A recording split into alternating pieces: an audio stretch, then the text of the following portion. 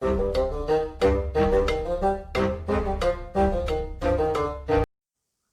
and welcome to the Critically Clueless. I'm TheMonk, and today we are doing a review for Teratopia. Join Tucho in his quest to rescue his friends and liberate the colourful lands of Teratopia. Explore 13 unique zones packed with enemies bent on overtaking your homeland. But fear not, the power of friendship arms you with minions, each with a different skill. This game has been published by East Asia Soft and developed by Rave Jan, who actually sent me a key for this game, so thank you very much for doing so and allowing me to actually review this game. Now, this game can currently be played on the Switch, the Xbox, the PlayStation, and of course the PC. It will currently set you back at $12.49 in the UK or $14.99 in the US. Now that's all the sheet information about this game. What is it like? Where do we go from here? So Teratopia is a kids-friendly, family-friendly game. It kind of reminds me very much of the old classic kids games like Spyro that would have been made, well, a long time ago. But for me, I like this game quite a lot. I haven't really seen many of these types of game made in the last few years. It's kind of like an open world sandbox game. Well, I mean, that is what it's like. You go through the levels and you can level up your own character. You can find other heroes to unlock as you go.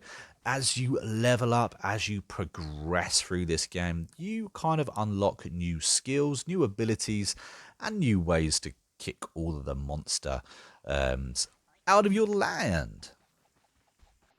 Now, one of the best features about this game is that it has real replayability. As you level up, like I just said, you unlock new skills, new abilities, even new minions as you go through the game.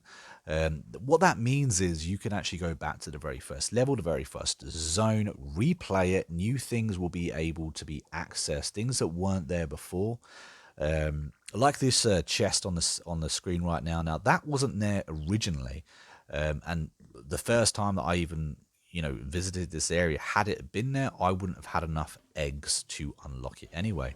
So you kind of collect eggs from everyone that you destroy, and these eggs are basically they're kind of the keys to the kingdom. They open up new areas of the map.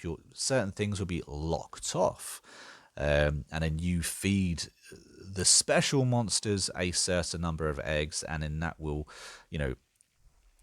unlock that area for you. A lot of the boss fights, they seem to be locked behind these special little gates that need to be open for you to actually get to the boss fight. This is one of the boss fights right now. The boss fights are fun. They're not too difficult. Really, if you've got a load of minions that you can kind of spam out, you can kind of get through the boss fights pretty easy. The minions kind of act as distractions. All you need to do, especially if you're the hero that I am right now, is find a nice safe place to shoot. Failing that, if you are, for instance, the first hero that you get, again, I just used the minion as another distraction, walked up behind, I believe it was Big Bad Baby. Maybe that was it.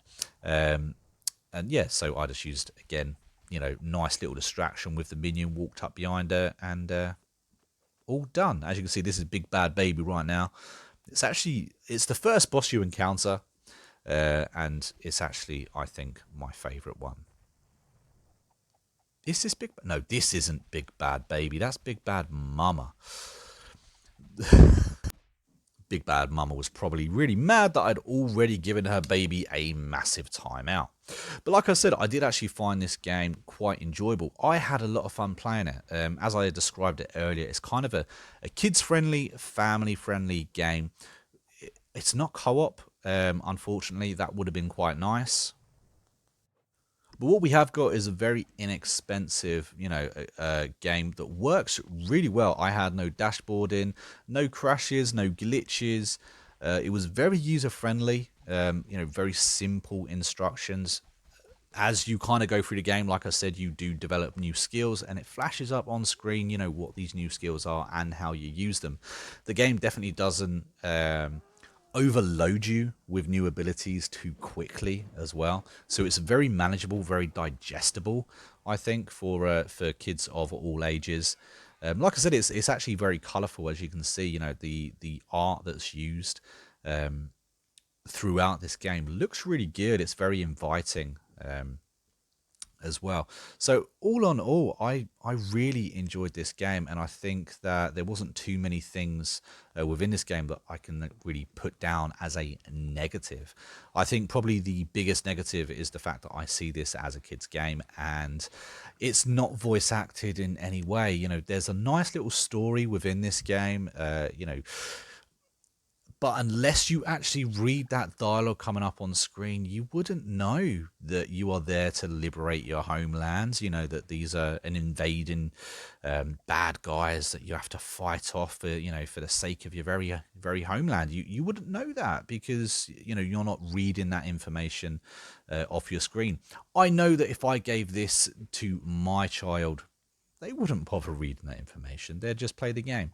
And I think that's a bit of a miss here because, you know, like I said, the story's actually pretty good, but I think it would have helped to elevate this game that much more if it had been voice acted. And I know voice acting does cost a bit of money. I know this isn't a AAA rated game, and I know that it's quite a cheap game, so I guess you can let them off for that.